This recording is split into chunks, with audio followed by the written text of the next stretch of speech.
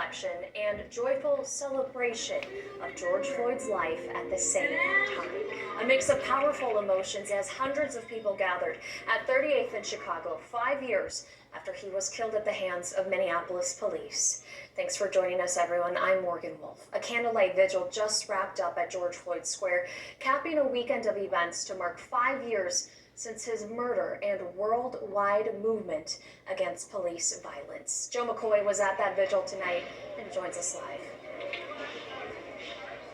Hey, Morgan. There was a moment tonight that really stuck with me. There was a woman who was sitting here at the George Floyd Memorial, and she appeared to be praying, and while she was praying, tears started streaming down her face. And at the same time that she was crying, Morgan, she was also tapping her feet to the gospel choir that was performing.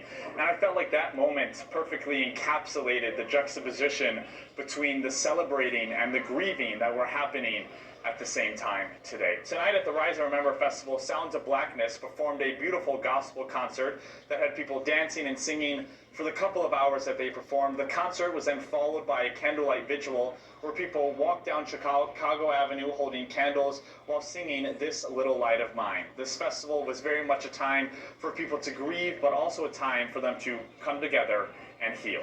I think it's necessary for us to be able to come out and to commune and to be amongst the human race. It feels like unity, and I do think that things like this can allow that healing to begin, but I also think that the journey is individual. So taking that into your home and continuing that is important as well. Now, both the women that I spoke with say that there needs to be more conversation between community members and community leaders for there to be lasting change. Morgan. Thanks, Joe.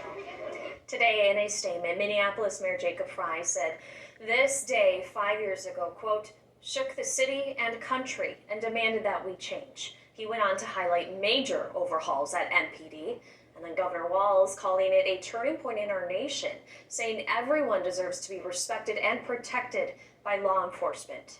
Meanwhile, today in Houston, Floyd's family held a memorial service at his grave.